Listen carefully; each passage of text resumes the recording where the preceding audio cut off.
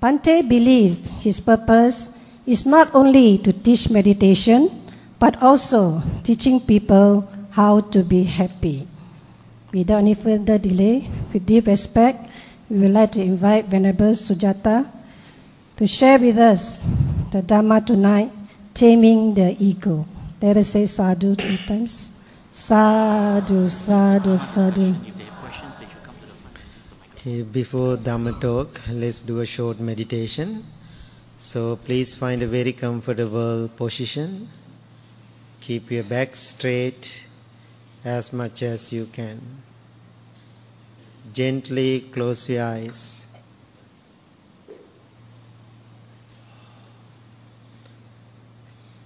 Take few deep long breaths and relax your whole body from the top of your head to the tips of your toes.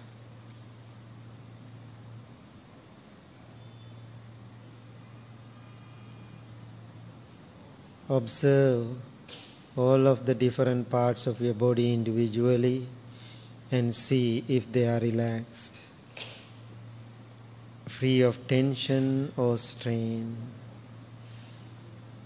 Anywhere you find tension or strain, concentrate your mind on that area and allow it to release and relax.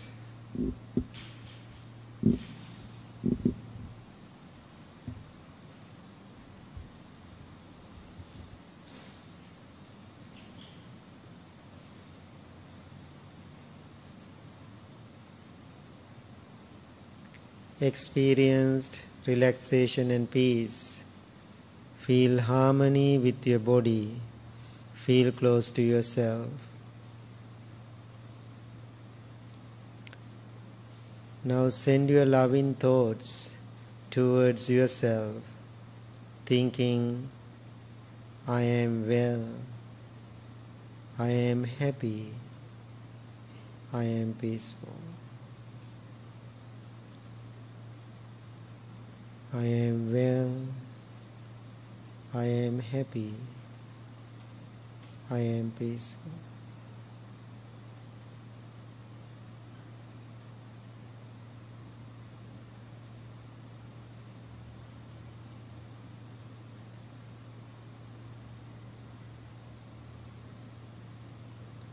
Understand the meaning of each word clearly and deeply, then repeat it to yourself.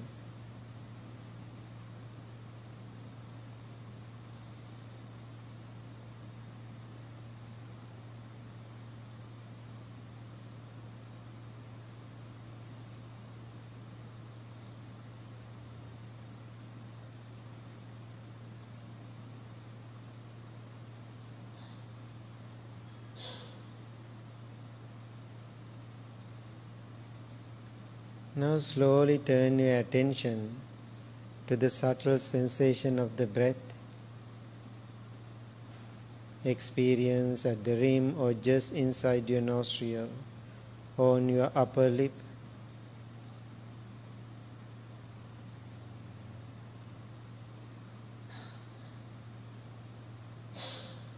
Focus on your natural, ordinary breaths. Breathe in mindfully, breathe out mindfully.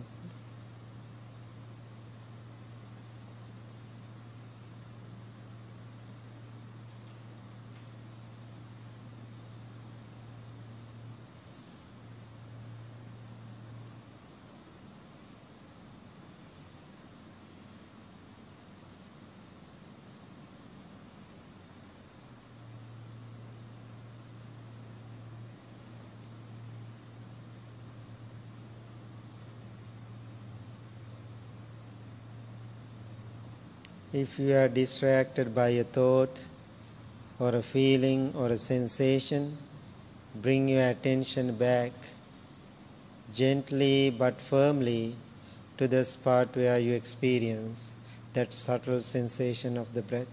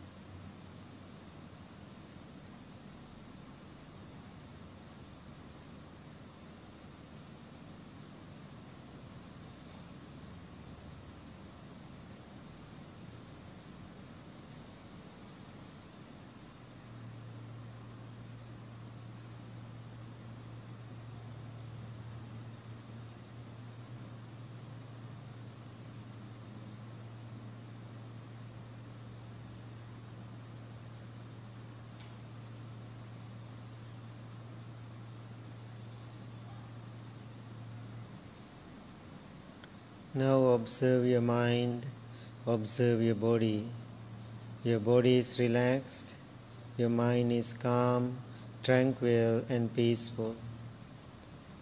Make a strong determination to practice meditation every day, regularly, with diligence and patience. Understand how important this meditation practice. Keep yourself well, happy, peaceful and balanced. May peace be with you. May you be well. May you be happy. May you be peaceful. Thank you very much. Please open your eyes. Sadhu, sadhu, sadhu.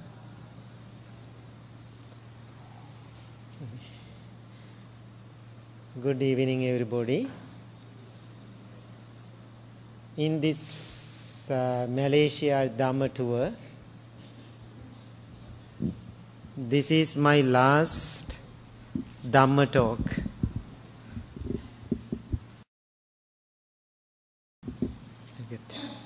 This is my last Dhamma talk today. So being here almost more than 3 weeks, I get to know many of you. I can see some familiar faces. Now as a human being, I have little feeling sadness to leave you all. So anyway, suffering is optional. I have to leave. So I am ready for that. I said to Bhante Indaratana, I am ready. I am in the leaving mood right now because next 2 days, Friday morning I am leaving. So anyway, I am so happy in this beautiful temple which I really like, this place. It's become my last Dhamma talk. So when we think about human life, we have so many internal conflicts. So many. When I say something funny, always you are smiling. Right? So it doesn't mean you don't have problems. We have so many problems. Most of them are internal. When we are smiling, nobody experience what is your internal problems. I call we have lots of wounded minds. We have lots of wounded mind. Do you agree? Right? We do. So when you are looking at me, do you see I have wounded mind? You don't see it, right? I know how to hide. So that's the nature of human beings. But I'm always inviting people, if you really want to know my problem, please come to Chicago. So if you come to Chicago, please ask other monks. Definitely they will tell you what are the problems I have. But the good thing about all of us, we know how to keep them inside. Now think about when we go out of us. When you go to work, then we see all other external people out of you, they have their own wounded minds. You can see your boss has wounded mind. You see your co-workers, they have wounded mind. Then you meet people at the bus, sometimes you can see they are internal conflicts. When you come home, you can see in your wife, her internal, the problems and conflict. When you come home, you can experience your husband has his internal, the problems. That means everywhere, wherever we go, it doesn't matter Kuala Lumpur, it doesn't matter Penang, or wherever you go in this country, or if you go to Singapore, if you go to Australia, if you go to United States, it doesn't matter. Wherever we go, always we see conflicts. When you consider different nations, different countries, different ethnic groups, even among the animals, what we see all the time? Conflicts. Always conflicts. Then I always telling people, whole world is in fire. Whole world is in his fire. If you don't have any wounded minds, if you are complete and perfect human being, I don't think you ever come to this temple this evening. I am really sure, including myself, we all have some kind of internal difficulties and challenges. What it means, do you like them? Do you like them? No. So you don't like that pain, you don't like that suffering, you don't like that difficulty, then you are looking for answer to heal those internal conflicts or our inner wounded minds. So maybe you can go and take few options to heal those things. Most of the decision we are making in our life to heal those wounds, sometimes we make more troubles and more wounded minds. Some people in the evening, they think, I am really sad, I am so angry, I have to go and relax. Then people go to pub. That's one way to do it. If you choose to do that, try it. If you can heal it, I don't think so. So now think about this evening, you decided we all have some kind of difficulties. One monk coming from somewhere, USA, and so he's giving a Dhamma talk, I'm going to listen to him. You have some kind of intention, I can find some medicine for my wounded internal conflicts. That's why you made this trip. So when we have an issue, I know maybe sometimes you are working for academic level, professional world, the cooperative world. So when we have some issue at workplace, how you are going to find the answer for your issue? What is the way we are going to find the answer? Run away. Nice one, right? So just run away. So when you have a problem, you run away. What else? Understanding it. That's a good one. Okay? Run away also a good one, but it is temporary. It will come back. Right, it will come back again tomorrow. So anyway, understand it. So now next question, how you are going to understand it? So now I am, without saying all the Buddhist words, I want to check how much you understand the Buddha's teachings. I don't think whoever sitting in front of me, today you are looking for academic Buddhist course. Do you? No, you don't want. You need something practical, something profound, something you can understand, digest, something simple but great, right? Something beautiful you can understand. That's why if you want to understand your problem, your situation, how you are going to understand as a Buddhist practitioner, as a follower of the Buddha, as a follower of the Buddha's son or daughter. First, we have to understand we have a problem. People have to understand, now you know what direction I am going. Okay? We have a problem. If you don't know you have a problem, some people I can see in the world, they have so many problems, but they don't accept I have one. They act and pretend they are like a Buddha, enlightened. I don't have any problem. I don't get angry. We can see that person is angry, but he or she doesn't want to accept I'm angry.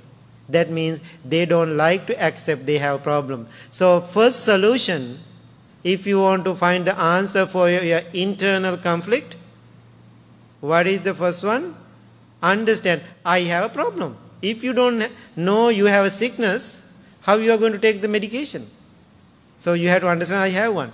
What is the second one? What is the cause? What is the cause? Where is this cause coming from? What is the cause for my problem? What is the next one?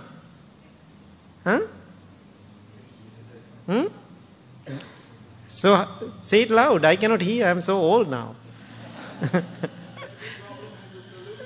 Yeah, what is next one? Every problem has a solution. Then how to solve the problem?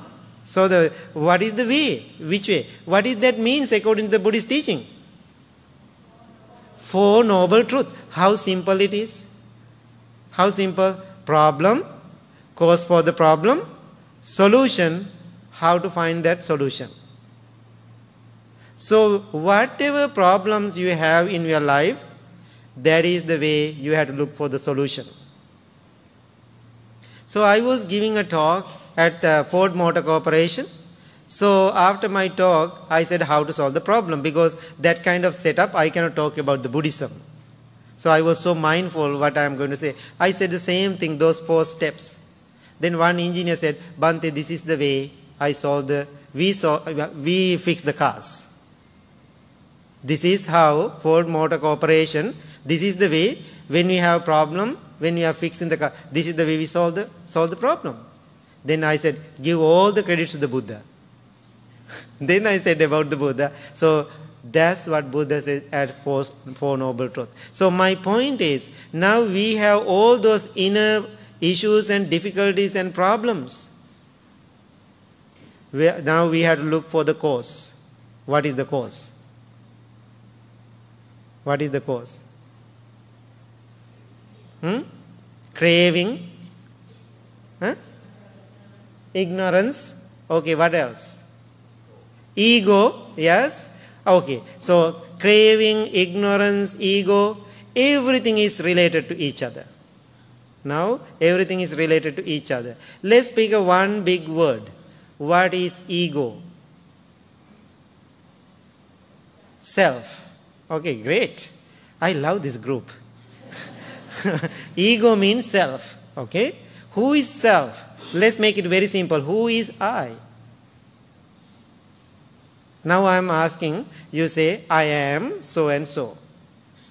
So when I say, then I am asking you, who is that I? How do you define, how do you describe I? Somebody asks, don't give a Dhamma talk. Just somebody asks, there is a child come to you and asks, who is I? As a mother, as a father, how you are going to define I to somebody?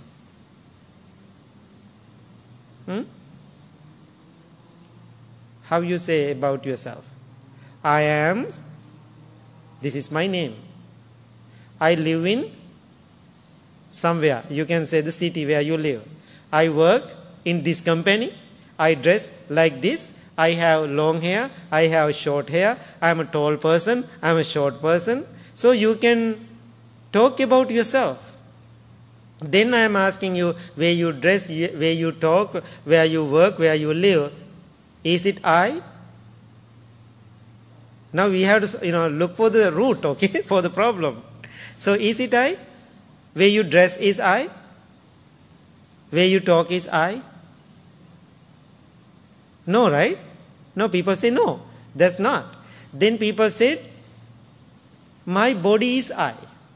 That's what people go to next. Especially in the United States, people say, oh, my body is I. Okay, if your body is I, let's do this. Separate your all body parts. You take your head out and keep in one side.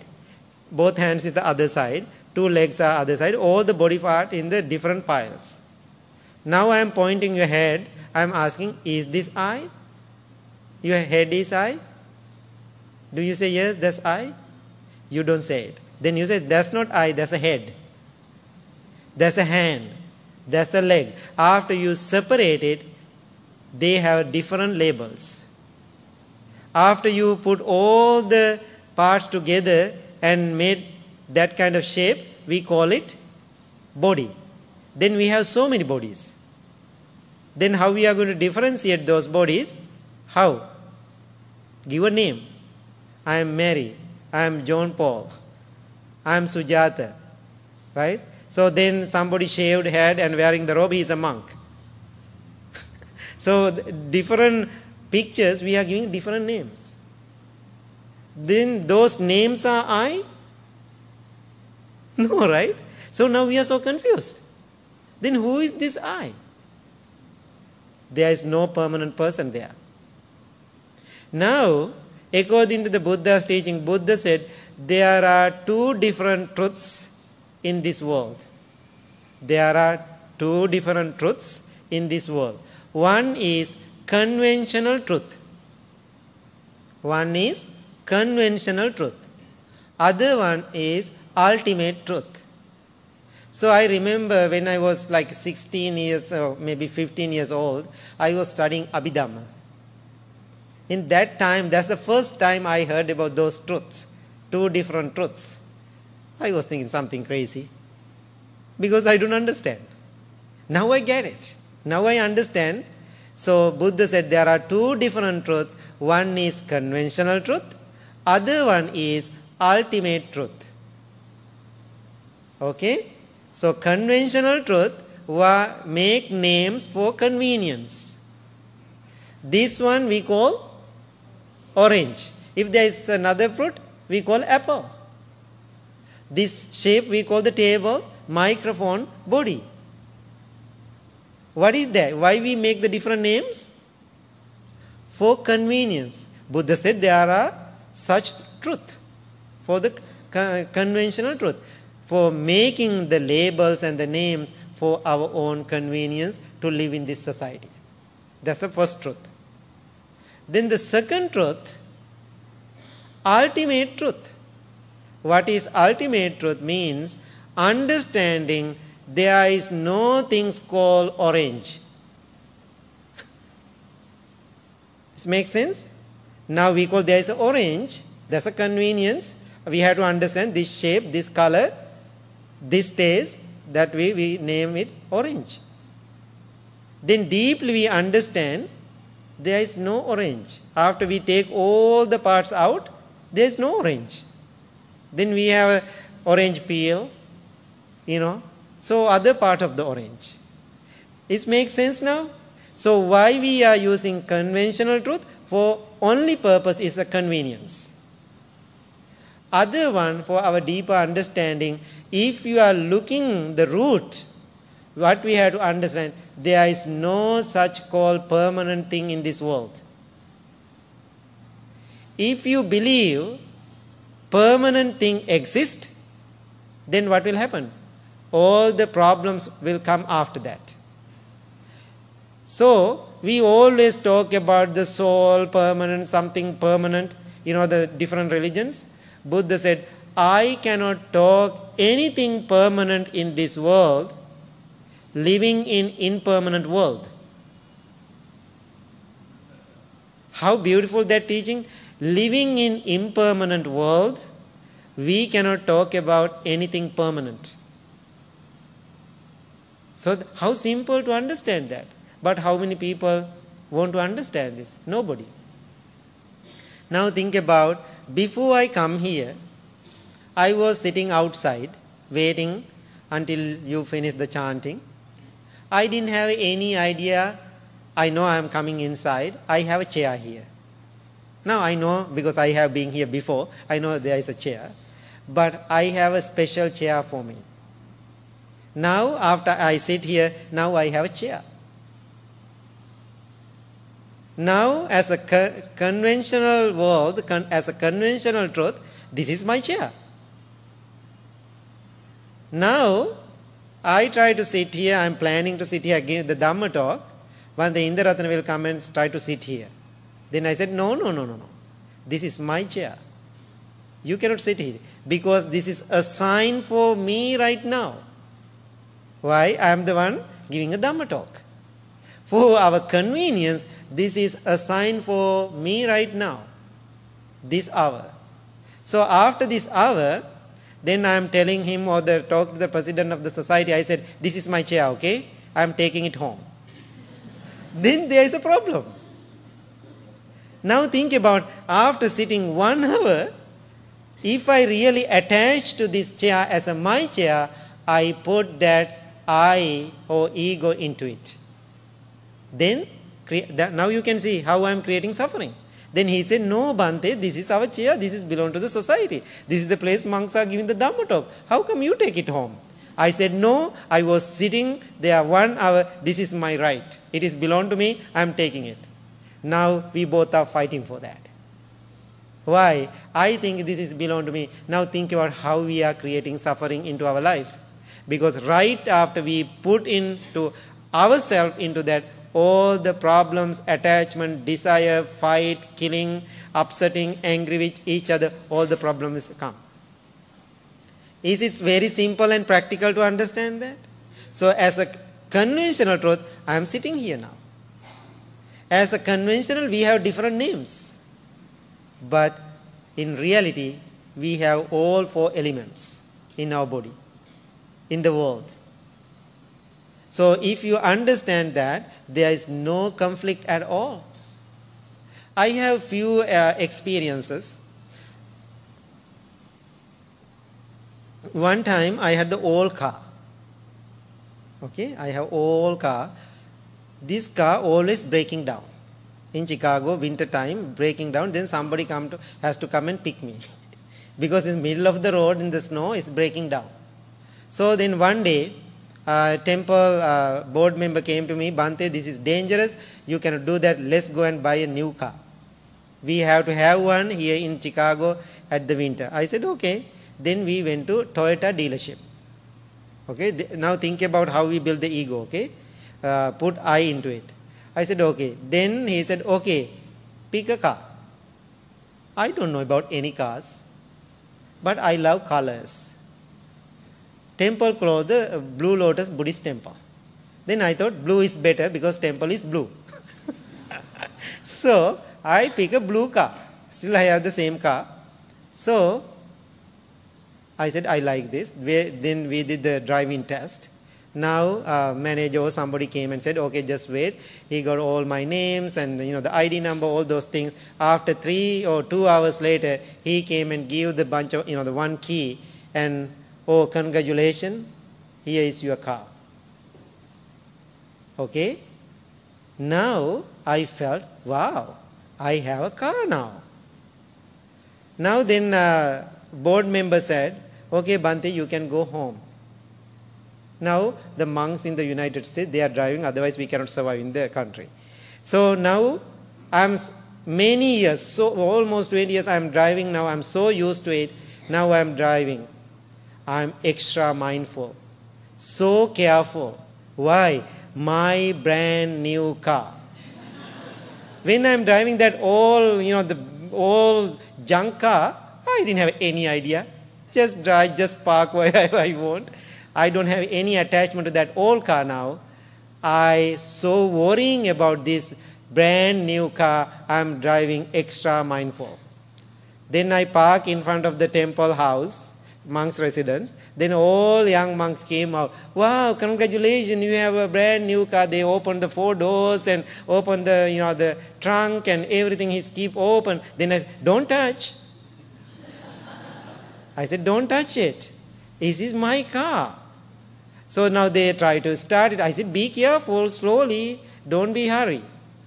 Then I realized, then I park the car. Now at night I'm sleeping. I cannot sleep. Why? My brand new car outside. If I can take it inside the room, I will.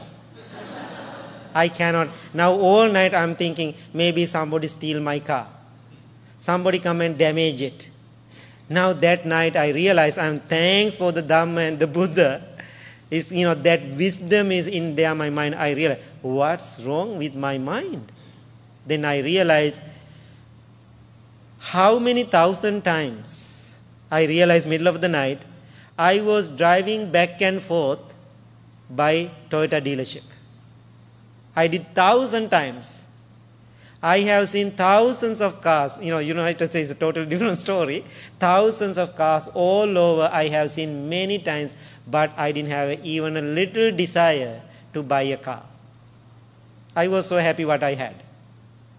Now, today, within few hours, I have a brand new car. It is under my name. Now I have all the problems. Who created this? The God. Who created this? Buddha? Or other monks? Or temple president? No, I created myself. Then what I did, I was keep looking for the roots. What is the cause? I put my name. I, my, and mine. Brother Billy say always 3 syndromes. I, my, mine syndrome. So when we have this I syndrome, my syndrome, the mind syndrome, now think about whole world is in fire. Why America put the bombs to other countries? Because greediness, desire, attachment. I want to protect myself, my country. Right? Maybe sometimes people say that's the right thing to do, protect. Maybe according to the politics, according to their country, maybe right thing to do. But according to the deep Dhamma, why people creating that? Because they are so worrying about something, somebody. So, brothers and sisters, what I am suggesting now, only purpose of I for our convenience. Only purpose of I for our convenience. Other than that, there is no any benefit. Right after you put your name, I, my or mine, watch yourself closely, you are creating all the problems, all the difficulties in your life. Not only your life, you are creating problems for others' lives too. You are creating problems for your country, you are creating problems for your family. It doesn't matter. That person, right after you create I into that, that means World War II, another World War will happen. That means there is a big war happening here. That means we are giving that, we are asking other people to participate into that war. You can see now how we are creating problems. There is a small discourse in Sanyutta Nikaya. The discourse, if I really remember the name is right, is called the Amisa Sutta. Okay? Amisa Sutta. So one person come to the Buddha and say, Buddha, I want to make a statement to you. I need your approval. This is a great statement. Buddha, just imagine somebody has a fire on his or her head. Now imagine everybody, you have fire on your head. I don't have problem. So we don't, because we don't have hair, right? So when you have fire on your head, what you are going to do? Meditate? What you are going to do? Water, or the roll or stop, try very fast, very quick, we try to stop the fire.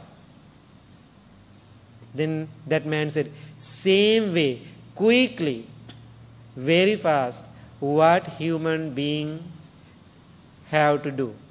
Buddha, exactly the same way, all human beings, they have to work so hard to make good, meritorious deeds. That's the statement he made. Now he needs approval from the Buddha. Now, what do you think about that statement? Quickly, very fast, we have to make all meritorious good deeds. Sounds wonderful, isn't it? What do you think? We all human beings, very quickly, very fast, like that analogy, like a fire, we have to do meritorious deeds. What do you think? Buddha didn't approve it. Buddha said no.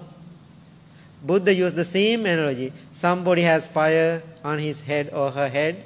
Same manner, somebody has to work so hard to eliminate I or ego. Eliminate I or ego in our minds and our hearts or our lives. Now think about what is the difference now. What is Buddha trying to say? Now think about how much ego we are creating. Always what we are doing, we are creating, putting I, then it's become I, my and mine. We are creating ego. We are creating ego. So now you come to the temple. Okay? You come to the temple. So you want to offer this orange to me. I don't know who did that. Thank you so much anyway. So you want to offer this orange to me, then you offer it to me, and so after you offer it to me, I just leave it, I talk to somebody else. The person who offered it to me, if I don't say thank you to you, how do you feel? Feel sad. Feel sad. This monk is not a good monk. He is giving Dhamma talks. He is crazy and he doesn't know how to say thank you. Where is his loving kindness? Maybe you call all the friends. Don't give any dana to the monk. He doesn't know how to say thank you. Now, what is that means? You are waiting for rewards. When you give it to me something, after you give it to me, my job and my responsibility to say thank you. If you have expectation, there's something wrong with you. Why is that? You are always looking for something for yourself. Now why you think, what you think, this is my orange, but it is not yours. After you give it to me, it is under my control. It's become mine then, right? And so then you don't have any control over that. So how we are creating problems in our world? So what you have to do, when you have no ego in your head, you feel, I want to offer this orange to Bhante. You just come here, Bhante, here you go, you have an orange. I will take it. That's it. Just pure deed. You don't have any expectations, any rewards. Bhante say thank you or not or appreciate, doesn't matter for you. You just do your action lovingly, kindly and mindfully. You didn't dilute it. You didn't destroy it. That feeling, whatever wonderful feeling you had. I have many experience how people dealing with that. I don't know, I share with you this story. One lady who come to the temple, she, one day after meditation, she was so mad. After meditation. I asked why. Bhante, last 3 years, I was sitting left side of you, third cushion, 3 years. I said, so? Today when I came to the temple a little late, somebody was sitting there. That is my cushion. That is my cushion. Nobody cannot sit on my cushion. Then I asked her, who assigned that cushion to you? Nobody. I sit there 3 years. That's why it is mine. Now think about, when you use it certain thing for a while, you put yourself into it. See how we are creating the problems? How we are creating ego, how we are harming to ourselves. Now she is fighting for her cushion. Now I call the cushion addicts. We addict to cushion. They are not important to practice meditation. They are really addict to the cushion. Then I said, okay, now on, you cannot sit on that cushion at all. What you have to do, you have to sit different cushions now. Now she is following my instruction, sitting on different cushion. Once in a while, she come again early. Think about how attached that place, whatever she created. Then she was sitting again, left side of me, third cushion. Then she is so proud, looking at me, look what I did, I came early. I know what she is thinking.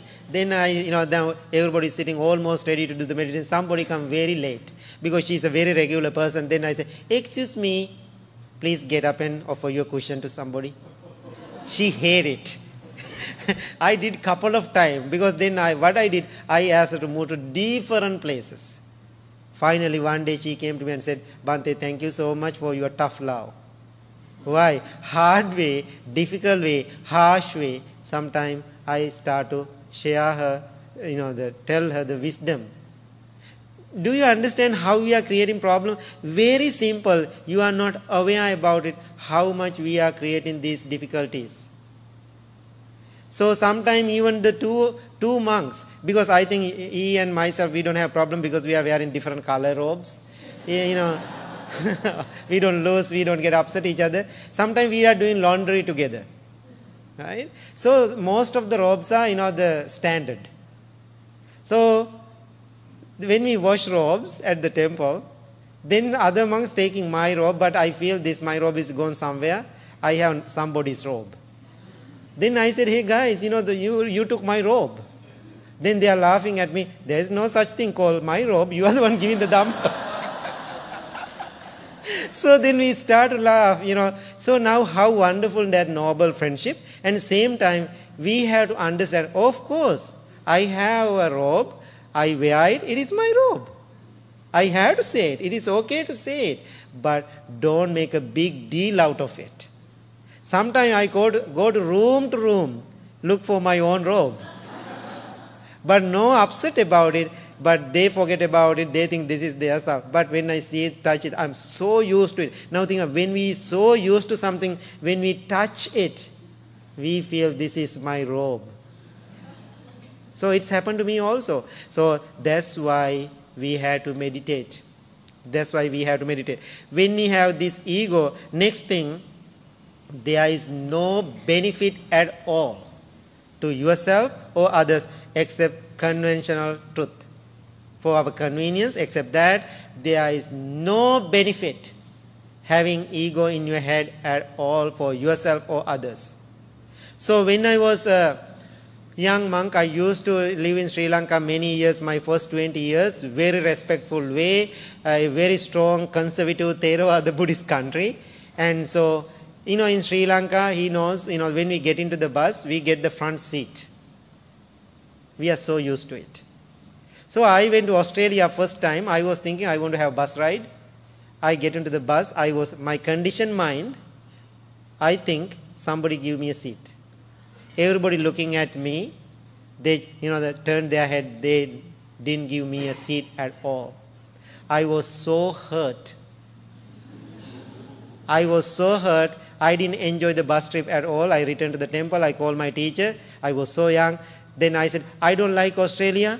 These people are so mean. They don't know how to treat a Buddhist monk. I am done my Dhamma work. Please send me a ticket. I want to come to Sri Lanka. Then he said, okay, calm down. I will send you a ticket. I was there more than 4 years. He didn't send me a ticket. So anyway, I start to understand what is the problem. What is the problem? I am believing something about myself. So another place Buddha was talking about, I means false belief. Okay, I don't want to say the Pali words. I means false belief. Believe something not exist. I means believing something not exist. Now, I study those things, but I cannot understand. That day, because of this Bhash issue, I realized I am believing something important about myself. People they have to treat me, they have to respect to me, they have bow to me, they have to do it. That's how they are, I am feeding my ego. I am a special person, but I am not.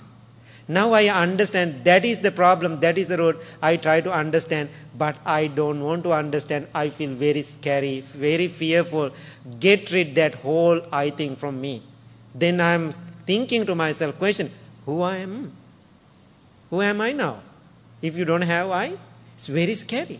But I get it, sometime not. I get it, sometime not. I was struggling, but little by little, I understand this ancient wisdom, what Buddha shared with us. Now I am doing good, not great, but okay. Then I left the country, go to United States.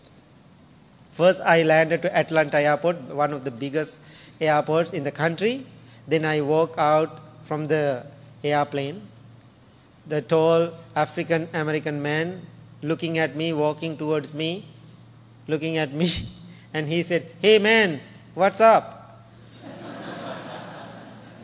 Then I was thinking, what is that? I'm a monk. This is the way people are talking to monks. Think about how innocent, how I feel about life. I don't have any experience. Then I was thinking, then I felt again so much hurt inside. I am so well respected in Sri Lanka. These people don't know how to respect. I feel I want to cry in the middle of the airport. But I didn't. I hold that pain. I thought, okay, please Buddha help me, and to try to understand the Dhamma. I'm getting it, but not deep. So I did it. I'm doing well. Then this is the most profound story in my life. Then one day I had the bus ride. Greyhound, we call the Greyhound bus. And at night driving, like a 16 hours, one city to another city, go to New York City. Then everybody get into the bus, sit down. But last person get into the bus, one young man, he look around. Seat next to me is the only seat remain. He felt so uncomfortable. However, no options at all, no choice. He just sat. Now sitting like a Buddha statue like this. He's not moving at all. Then I felt, oh my God, how I am going to sit like 16 hours like this? I had to talk to this person. I had to get up and go to the bathroom, right? He's sitting like that. Then I asked, hi. Then he said, hi. That's it, no talk, right? So then I thought my way, that, my lifestyle, I always try to talk to people. Then I thought I'm going to talk with him anyway. Then I said, how are you? What is your name? Then he said his name, I cannot remember. And so, then he asked me, who are you? I said, I'm a Buddhist monk. So, are you married? He's a young man. I said, I'm not married because monks cannot marry. Oh, you are crazy. Then he was thinking I'm crazy. There's a first year in United States. Somebody said, I'm crazy. Monks? Some monks are crazy too anyway. And so, maybe I'm crazy too, right? Anyway, so, he said, I'm crazy. I was thinking, I'm not crazy. Now I'm thinking hurt, but I understand the problem, but still feel hurt. Then he was looking at me, give me a weird look like this, and said, why are you wearing a tablecloth?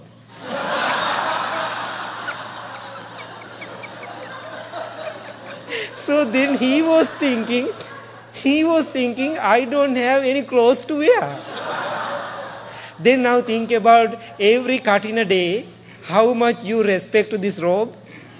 That's how people keep it in the head. That's how people bring this robe to the monks, right?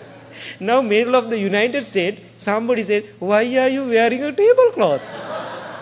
So I felt I want to punch his face. But I didn't. So anyway, I understand, but I don't. Same time, I get it, I don't get it. But good thing, I stay with loving kindness. He doesn't know why people say things, why people behave certain ways. He does not know. That's why, right?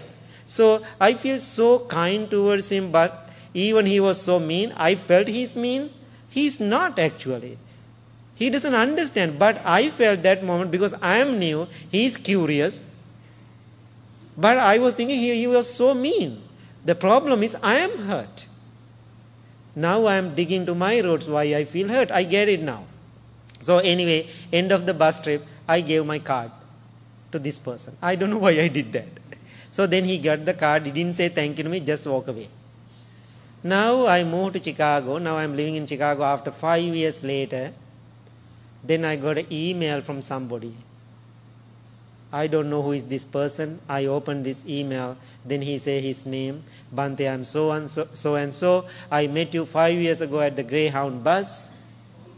I don't know you are alive or not. Anyway, I am trying to contact you. I am very sorry. I didn't respect you at all. I was so mean. I didn't know what I'm doing that time. That's my first year in college. I'm going to college. So I never seen a Buddhist monk before. I did my school. I'm doing well. I did my, the bachelor. And so after 4 years now I have big issue. I am having a problem with drugs. I'm a drug addict. My parents spent lots of money for me to recover, but it didn't work. Finally, my mother, my father said, go away, don't come home. We don't support you anymore. So I felt I don't have any help. I'm helpless. I thought I'm going to kill myself. Lots of suicidal things happening in the United States. So he thought, I'm going to kill myself. Then he was laying on the bed and thinking how I'm going to kill myself. Then Like a dream came to his mind and thought came to his mind. Oh my God, I met a Buddhist monk. How about ask him? Maybe he will help me. Then good thing about American people, if I give something, if you give something, they put the date and label it, keep it many years. That's a good practice of them. Then he was looking for my card. Finally he found it. He sent me an email. Please help me. There was a phone number. I called him. And then he said, Bhante, please help me. I said, I cannot help you from the distance. Why you don't come to Chicago? Then he asked me, where do I stay? I said, with me. Right? He cannot believe it. Bhante, first time when I see you, I didn't talk to you. Why? My mother said, don't talk to strangers. That's how we train. Don't talk to strangers. Now I'm a stranger to you. I cannot believe you are inviting me to come to your house. I don't know what kind of practice you are doing. I think this is enough for me to understand what we are doing. I'm coming. Then that night I talked to my brother monk who is staying with me. I said, tomorrow we have a guest. Then he asked, who is that? I said, 5 years ago I met him at the Greyhound bus. Do you know him? I said, no, just one night I met him. What he's doing? I said he's in the New York City and studying, but he's drug addict now. Why he's coming here? He asked all the thousands of questions. I said he's going to stay with us. Then he said, what? Drug addict going to stay with us? I said, yes. Then he said, I don't like it. I said, no options. Now already I invited him. Then I said, I'm the boss anyway. And so I am the boss anyway, let him to come. So I pick him from the airport. Now he is staying with us. Every morning he get up with us. Now he is following temple guidelines. He was 6 months.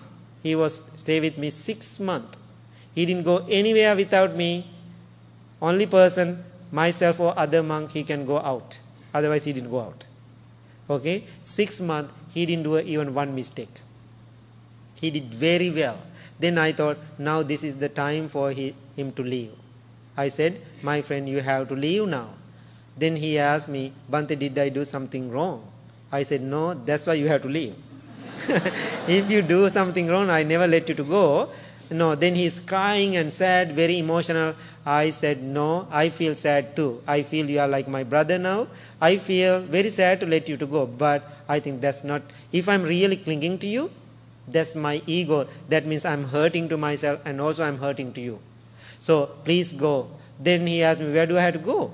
I don't have a place to go. I said, go back to New York City, place you were. Then he said, okay, I'm going. Then he went there, find the job and start to work, then start to study again. And he did his master's and finally he graduated, the PhD. He did his PhD and he did very well. One day he called me, Bhante, I have good news for you. I have a girlfriend. And so I really like her now, almost 2 years we know each other. She is the person I really like. I'm going to marry her. And I said, congratulations. No, Bhante, that's not enough. You had to come to New York City and do our marriage. So I flew to New York City. Whole family came together. I did the wedding for them. I signed for their marriage. And so now they have 2 children, husband and wife. They are doing beautiful life. Now the point is, it's a story. The point is the day I just ignore that person because of my ego. Do you think that person get benefit? No, not at all. So when you see some ego inside you, always think, there is no benefit for me, there is no benefit for other person. What you have to do, it is so hard and challenging and difficult. Just breathe in and out and relax your body and mind. Give it time. Give it time to dissolve. That's what I did those struggle times in my life. I didn't allow myself to sink in that garbage pile. I see little light, sometimes I don't see light. But how will I handle it? Now, I have so many experiences in my life like that. When I'm dealing with myself and other people, I felt it very difficult, very challenging because of my ego, because it keep telling me to do this and that and talk like this and yell at that person, but I didn't. I didn't know. I know if I say something, if I take the action, there's no benefit for me or other people. So that's why this as a medicine, our meditation practice, our observation, our mindfulness practice, our compassion, loving kindness, whatever meditation practices you are doing, those are very important to see those deep root about ego and take them out. Right? Sometimes, people study about id, the super ego, right? Those things, from Sigmund Freud, the ego things. And maybe you are expecting, oh, Bhante definitely talk about the Sigmund Freud today. And so I don't want it.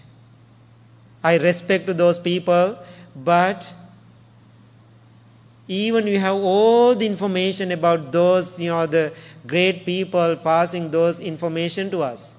If you cannot understand that, what is the purpose? What is the purpose? My point is, put this practice to simple way, simple manner, then you can understand. So only way to understand your ego, and when you live with other people, really focus your camera inward. Camera, you had selfie, right? Right. Thank you, sister. Take a selfie. I love it. Thank you. So selfie, hold the camera towards yourself. So, the person who practices mindfulness, exactly Buddha said in one discourse, holding a mirror in front of you. Holding a mirror in front of you. That is the person really practicing. That means we can see our own reflection. Now, look at yourself. Look other people around.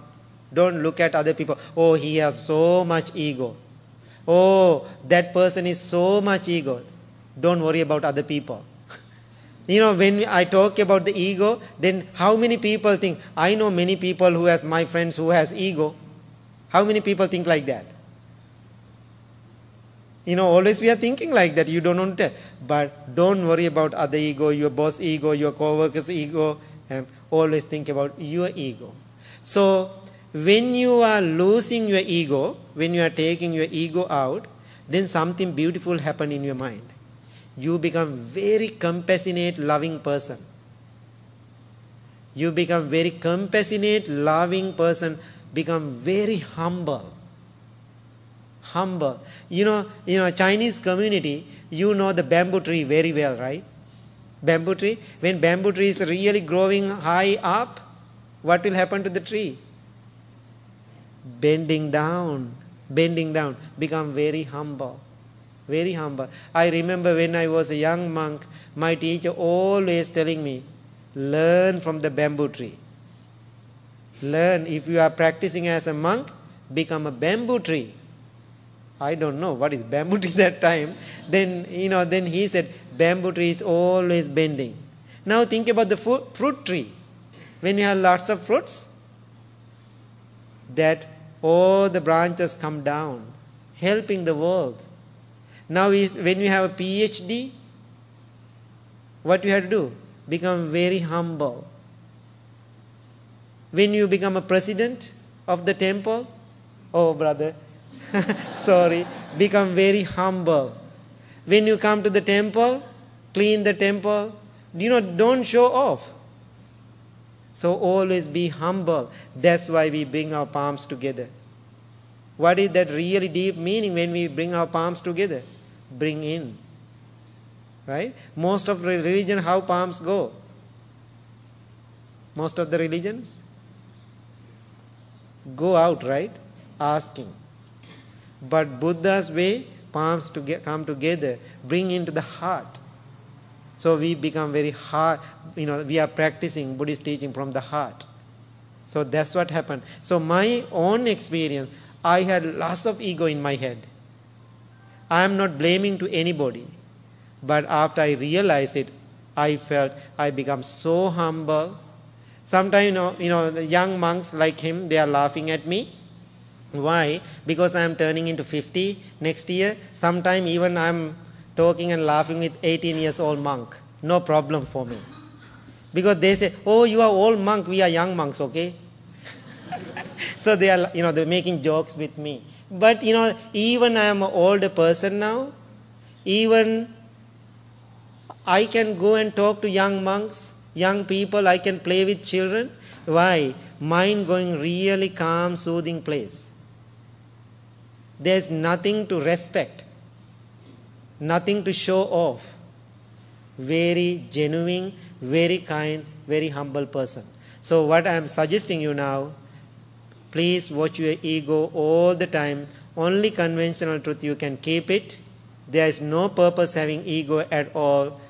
Try to become humble, loving and kind person. Thank you so much. Sadhu, sadhu, sadhu. Brothers and sisters, if you have any question, please come forward.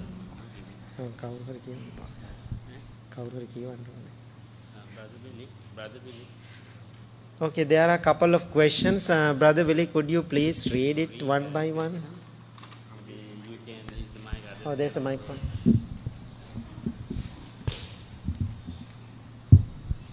Okay, there are a few questions here. Okay, for Bhante. Right. Number one, I was brought up in a Mahayana Buddhism family. My mom told me I should pray to Bodhisattva Kuan Yin when I need help. When I grew up, I learned Theravada Buddhism that emphasized that Buddha is our teacher. We have to learn and practice Dhamma. Only we can help ourselves. I got confused. Please advise. Okay, it's a great question. So, of course, you can pray to Kuan Yin. This is a Bodhisattva. I talked to Brother Billy about it a few days ago. Sometimes people pray to the Buddha, doesn't help at all. Don't pray to the Buddha, it doesn't help. But you can go and respect to the Buddha and say, Buddha, I'm following your path, following your practice, practice your Dhamma. That's the only thing you can respect to our great teacher. But you can pray to the Kuan Yin and the Bodhisattva. Because according to the Theravada tradition, because I'm not really into tradition anyway, and so Maitri Bodhisattva is in the heaven. According to the historical story, Maitri Bodhisattva is in the heaven. That means he is alive. So when we ask something, we have to ask somebody who is alive. Why we ask the Buddha? He is not alive, he is gone. He is not exist anywhere. So according to the traditional Buddhist teaching, praying and asking the Bodhisattva, that's the best way to do. If Maitri Bodhisattva, I never seen him yet. If he is in the heaven, he is alive. Definitely he can. If he can help, definitely he will help you. So better to pray into the Bodhisattva, not to the Buddha. Okay. Yeah, Bhante, maybe I'd just like to clarify that point, because it is unusual to hear a Theravada monk to tell us to pray to Maitreya Buddha, which is not something we hear very common from Theravada monks. That's why I said, I'm not really following those Theravada or Mahayana.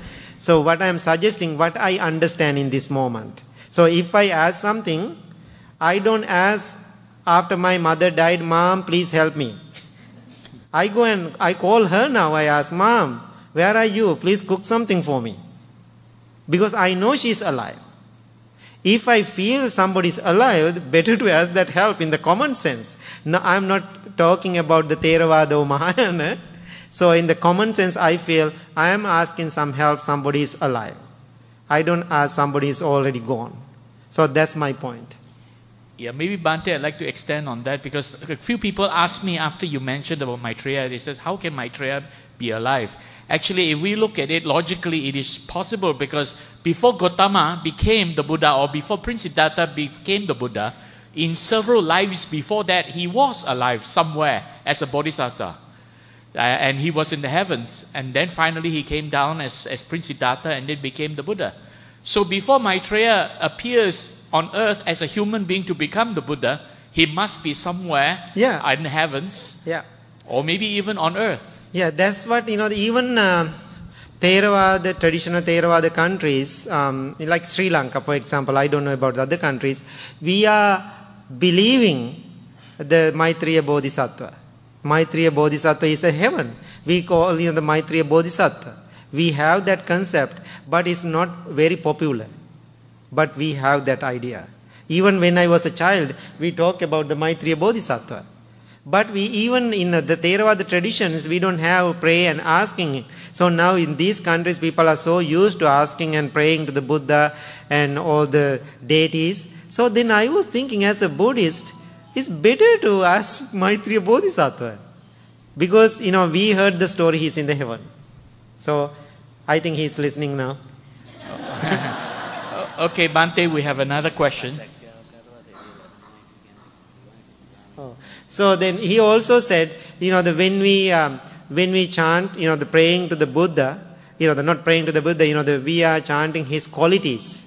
So what I'm always suggesting, when we repeat his qualities, in that moment you understand the qualities of the Buddha.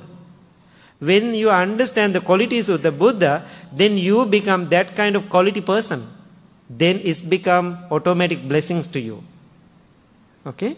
It's become automatic blessing to you. So don't misunderstand. So you have to go and respect and chant all the qualities of the Buddha and try to develop those qualities inside you. Then you get some benefit from it.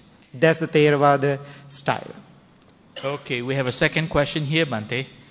My child eczema issue was not able to cure despite seeing many skin specialists. My Dhamma friend advised me to do merit release of captured animals. She is confident that is an effective way to solve my child's skin disease. But I'm worried that the animals, when setting free, will be captured by someone else, and even worse, that we might harm them in the process. What should I do to help my child? Yeah. So according to the Buddhist teaching, the intention become action, right? Very simple. Intention become action. Whoever gave that advice, somebody gave really good advice. Her intention also good to help and to the friend. And so when you do some good karmic, we don't know about our karmic journey. How do I know about my karmic journey? We don't know. But we can do always good activities. Name of it, we can reduce whatever bad karma we have. So that's the good suggestion to do. But on the process, you don't have any intention to harm those animals. I don't think so. Then there is no need to worry about it. Just do pure action. Okay, we have the third question here. I have joined a Chinese Buddhism energy bakwa walking meditation last few months. I found it good for my health. My Dhamma friend told me that Buddhism is fake. Its emphasis on the master more than Dhamma. It will lead me to stray from real Buddhism. Can I still joining the walking meditation without attending their talk? Please advise. Thank you so much. I don't know what is that meditation. That's the first thing. I don't know whatever meditation that person is doing. If there is something good to learn, please always learn from anybody. And also you can go and listen and do the walking meditation. I think my nature also, if somebody teach something good, I always go and listen without judgmental mind. And so try to learn something for yourself. It doesn't matter what it is, because I don't know exactly what kind of meditation they are doing. So if that person come to me and explain to me a little bit, I would like to know about it too. Okay? Thank you so much. Any more questions? Any more questions? Please come forward. Come, Brother Jaya.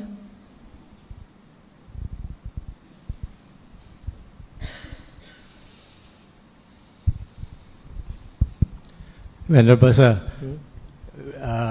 recently I received a very interesting article on meditation through WhatsApp, and I thought it was good enough for me to forward it to my brother who resides in London. Mm-hmm. He read it, and then he came back to me and he asked me one question which I was not able to answer. He said, there was a very interesting article on meditation. Now what happens, he's not a meditator I think. Mm-hmm. He asked me, what happens if I get into a very deep concentration and I'm not able to come back into my body? Mm-hmm. My mind is separated from my body. So I went back to him. I said, I've never come across a situation like this amongst meditators. Neither have I read it anywhere. I told him, I'll try and find the answer and come back to you. So I thought this would be a very good opportunity for a learned monk like you to enlighten me and my brother. Is it possible for a mind to be separated from the body and not able to come back? So I think, those, there are some stories happen. I don't believe it. I don't believe it anyway. Sometimes when new people, when they come to meditation, first they think about the result, even before they try it. So how people they know the result before they try it?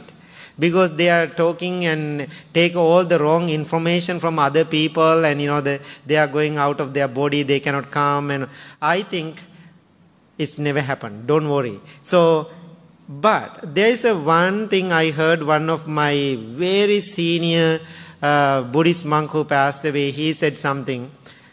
When your mind is very weak mentally, there is an opportunity to certain, the things sneak into your mind.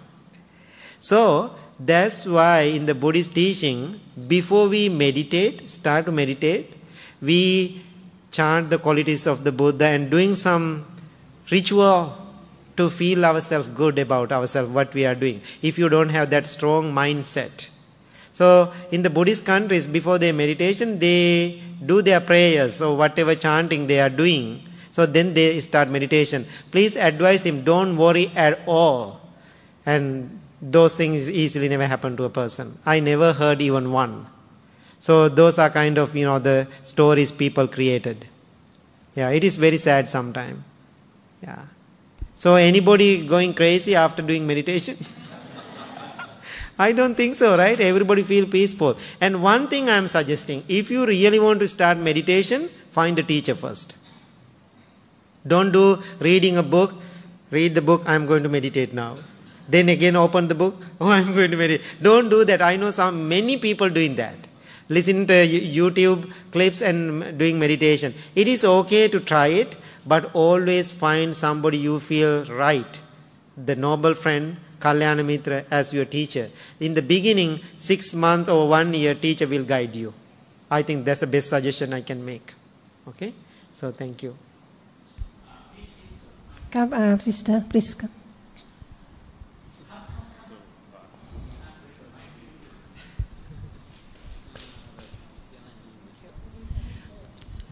Okay, I always have a nightmare, and I will talk at night and I will scream at night.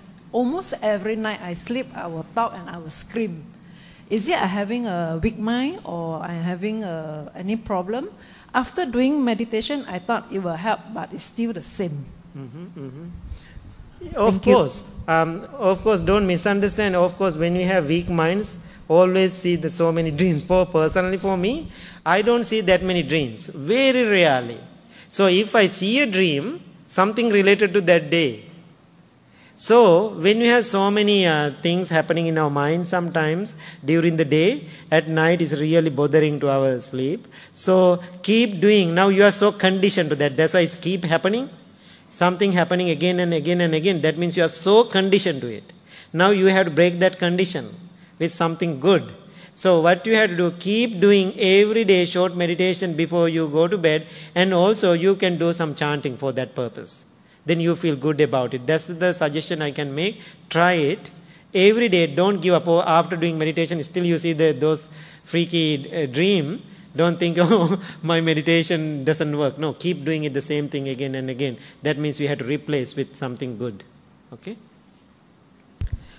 Any more question?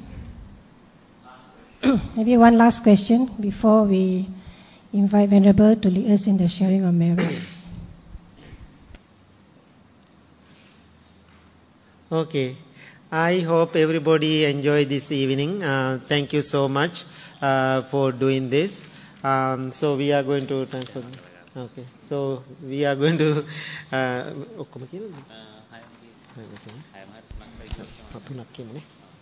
So we are going to say the Jayamangala Gatha. Okay. Bahun sahasa mabinim mita sayudantang girime-kelang udita gora sasena marang dana di dhamma vidina jitava munindo tante yasa bhavatu te jaya mangalani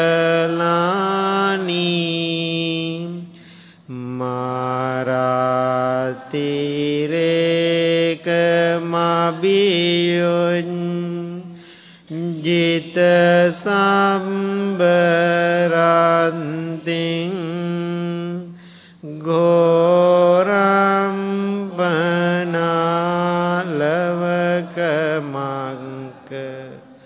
matandayang kang Kanti sudanta vidina jitava munindo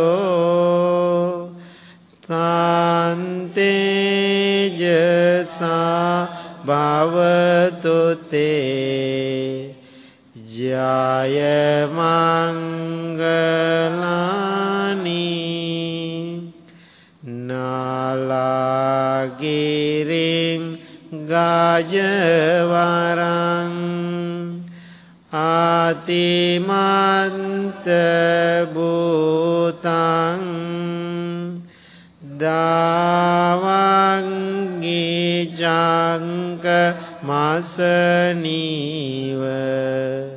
sudarunantang Mettambuseka vidina jitava munindo tante jasa bhavatu te jaya mangala Sadhu, sadhu, sadhu. Okay, now we are going to transfer merits for our departed relatives. Idamme ñātīnaṁ hotu sukhitā hontu ñātayo. Idamme ñātīnaṁ hotu Sukhita hontu ñātayo Idamme ñātinam hotu Sukhita hontu